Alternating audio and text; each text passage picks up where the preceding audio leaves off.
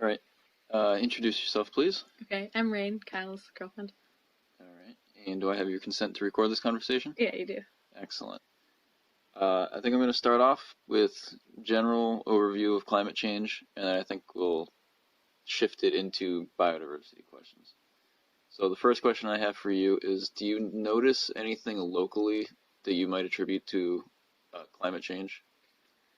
Yeah, probably the fact that we haven't gotten much snow lately, and I think the last snowstorm that we had got or have gotten was in like 2009. We have had a lot more rain lately, and like the winters haven't seen a ton of snow, and it has been like downpour after downpour instead of a ton of snow. I guess like the weather um, has been like an impact in our area, and even like um, the thunderstorms maybe as well, like the warmer air and like the hotter air, things like that. I don't know, but definitely weather.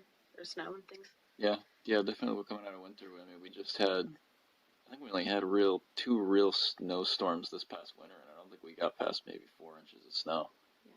And yeah, like you said, I think the last blizzard we had in 2015, we got like maybe a foot of snow. It's not even a great big blizzard. Yeah, so the weather's changing.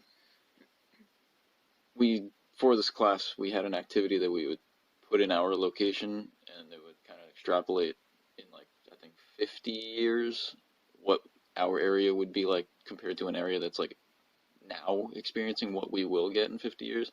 Mm-hmm. It was saying our area is going to look more like Maryland, so a little further south than us right now in 50 years. Do you think that's a positive change, negative change, indifferent? It's going to be, I think the program said it's going to be warmer, obviously, and it's going to be more wet, which, as you just mentioned, we are getting a lot more rain. So do you think that's okay? Is that a bad thing? Or are you just like, yeah, whatever, the weather changes? No, I think that is definitely a bad thing. Um, I also saw something that was like soon Cape Cod, where we live, will be like underwater, which may be like also due to that with like maybe water levels rising. But I also do think that it will be sad to see the seasons go. And I know that like I like snow and change seasons, so I do think that it'd be sad to have our either land mass change or even like the seasons change in our area. I like our area and don't want it to change, I guess. Yeah, that's fair. I mean, I think the sea level rise thing that you alluded to, I think that might be a little overblown. I don't think our entire landmass is going underwater anytime soon. But yeah, we will see the change in the seasons. A lot less winter, probably longer summers, probably more likely longer spring and fall sort of transitions where it's a lot more wet, maybe a little bit warmer. Do you think that's going to impact biodiversity in terms of like what species live here, or do you think 50 years is enough time for the species to adapt?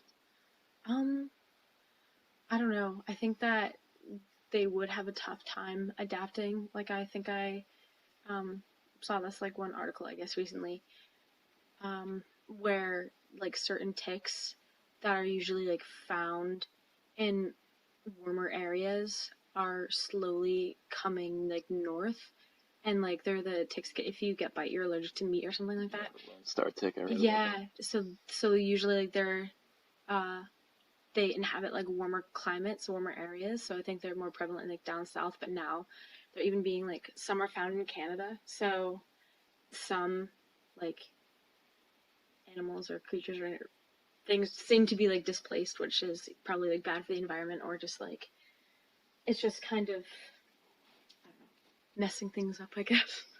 Yeah, I mean, that kind of leads into my next question, actually. More northern climates are projected to get warmer, they're going to be more temperate. And there's actually some people that are saying this is going to be a good thing because now their area that they live is going to be more hospitable. Think, closer toward the Arctic Circle, where they're generally more cold throughout the year. They're starting to say, well, as it gets warmer, I'll have more arable land that I can farm or, do more use of the land for, human activities per se. So some people are actually rooting for climate change because it makes it easier for them to live. Do you think they should be able to express those opinions, or do you think those are damaging thoughts in the overall fight against climate change? I think like in a way that that could be damaging. Because I guess like we were like mentioning before, for like the biodiversity or certain like animals will be displaced or um, typically they do like have their time to farm or they have their time during maybe like the warmer seasons, but it just seems like a shift in this. It's like the domino effect. So like maybe one thing happens which causes another thing. So maybe if it's like okay for them or if they can see like the bright side, it has like so many other things that could go wrong. So I guess that is just like a small side or like a small perspective, but I think in the grand scheme of things, um, I would say that still isn't good just because climate change isn't just like one focused on like on that. I guess it's just like I don't know. It would just displace a lot of things. It would just like cause so many other issues. So I just feel like um, although that could be good, I don't know. It just like doesn't sound right. I guess no, I don't Hmm. think so. So one of the concepts we're discussing in this class is I'll try to pronounce this. Anthropocentrism, which is essentially the viewpoint of the world exists for humans to use to extract resources for. So there's strong anthropocentrism, where it's the opinion of, nature exists for us to use it.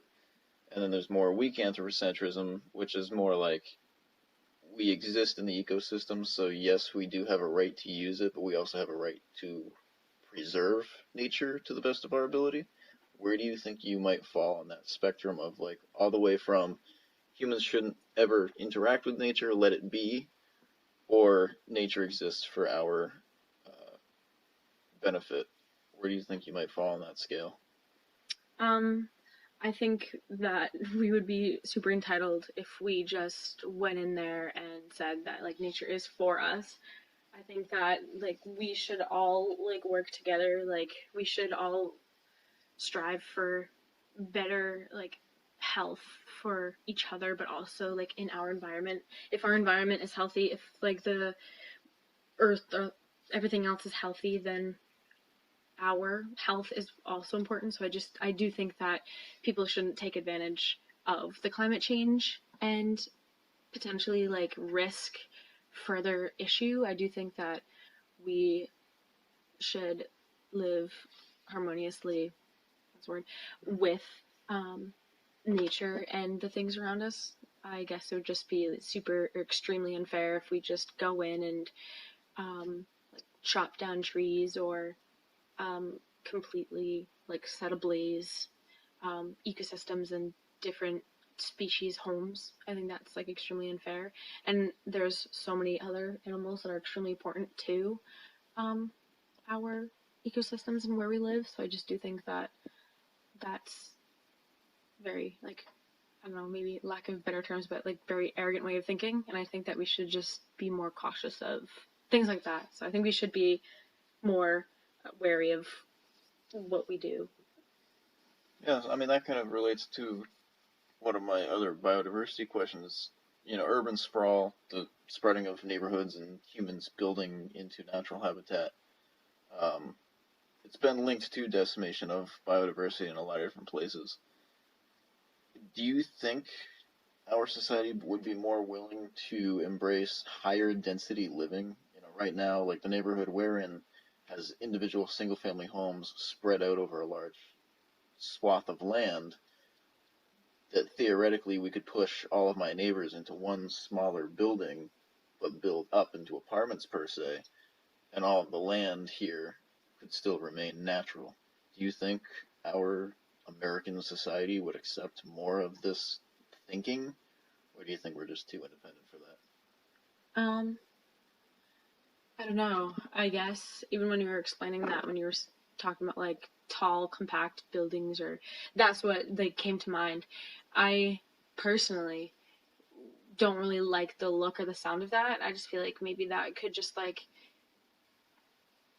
I feel like that would maybe like add to some issues with like a lot of people in one place, really compact next to each other, or just like um, creating new tall like buildings with more um, like room for like pollution. I think, or whatever else. I think that would be um, not great. But I also do think that a lot of people are like extremely independent and want their privacy. So I feel like a lot of people like wouldn't really agree to that. I do think that there's a lot like even in our town, our neighboring towns. I think that um, a lot of people do like chop down trees or uh, create a lot of space to add more neighborhoods when they could be using I don't know like other wood that they found somewhere else. I don't really know, but maybe they could figure out more like sustainable ways to like create more neighborhoods. But